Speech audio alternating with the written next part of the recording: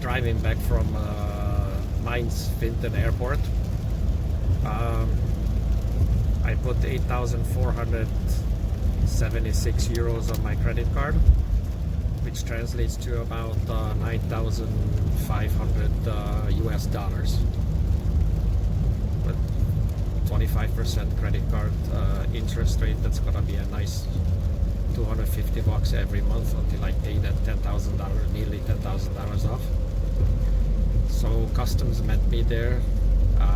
There's no question we tried every possible ways to do it. So I guess the moral of the story for the lessons learned for pilots, that if you fly Europe, there is a huge difference between Schengen and the Union, and you need to know, I guess, the fine print or whatever, what is the definition of the Schengen and the Union and what entitles to what. Unfortunately, I'm not in any shape and form trained as an attorney of the European Schengen and Union laws, so therefore I still do not necessarily understand any of this. So I assume maybe the safest route for any pilot to fly into Europe is to fly into a major airport, which is an airport of entry or some really, really big airport.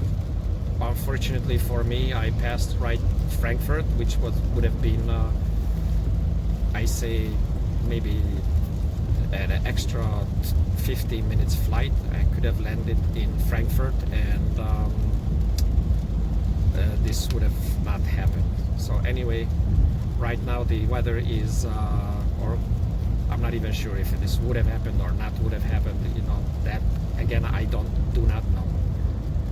Anyway, this system is quite a labyrinth of, in my experience, of legalities. And right now it's low IFR here in Mainz-Vinten, so I cannot leave any at all today. Tomorrow it looks like broken and scattered, a few layers. I'm trying to fly flight level 110, it's 11,000 I'm hoping to do. Unfortunately, from Norway to here I picked up quite a bit of ice. My pitot heat was on. Nevertheless, it looks like the sudden icing, it still got it, the pitot heat, and I was indicating about 57-60 miles an hour airspeed. So it's absolutely critical. I checked my RPM, I checked my GPS for ground speed, so nothing changed. You know, the RPM and ground speed remain the same, so I kind of knew right away that this is only a pitot heat icing, not something that my actual airspeed is decreasing. So it's critical. I'm hoping to leave tomorrow, Friday, to Hungary, and hopefully may be able to complete the trip. Anyway, customs removed impoundment or confiscation stickers from the airplane, and so I'm happy, that I can move on, but unfortunately with quite a bit of sour taste. This seemed to me that there's absolutely no human side to this. This is just a machinery that got moving, and then let's just run over this guy with a bulldozer because that's our law, and whether your law is right or not, that's the way it is. So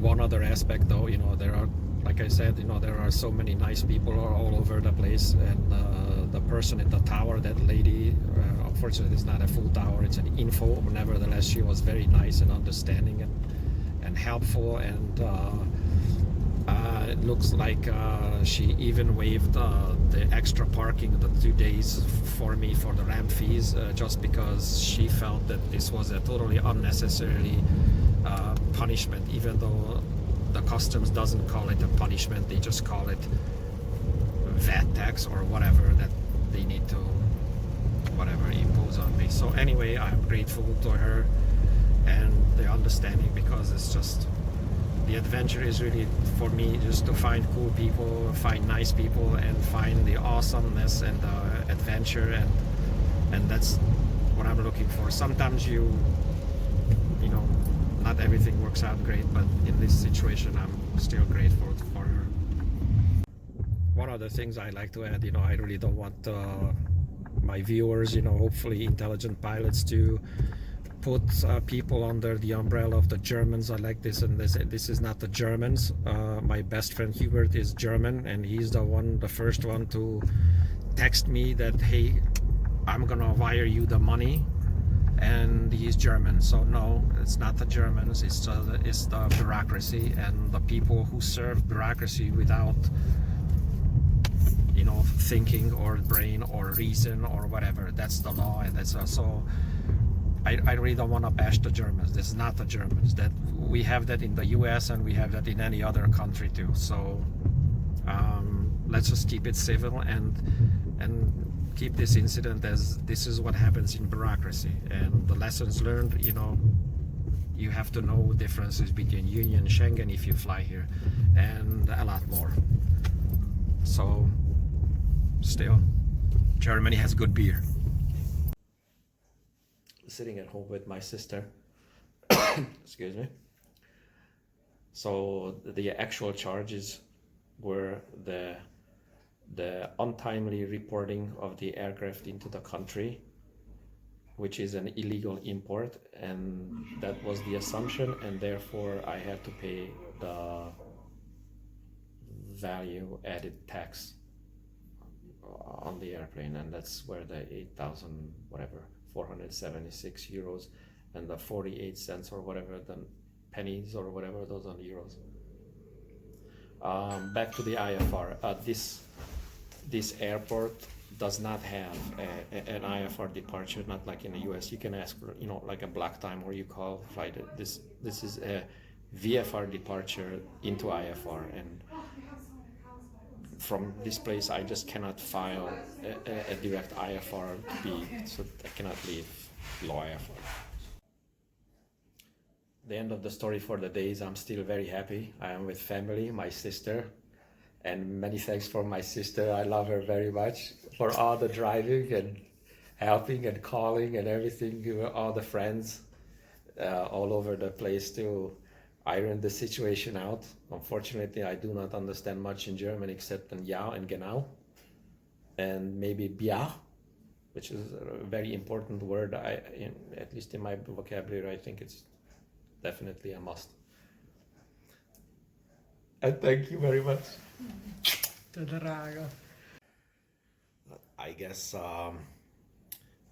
one really positive aspect of this whole case is that I've been told by the customs that I may get some of this value VAT tax back once I return to the US. So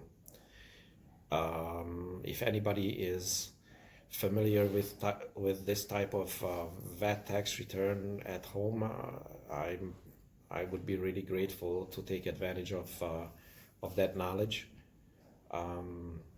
because this is quite a lot of money that I did not encounter for, or did not count for the trip. I didn't plan for it.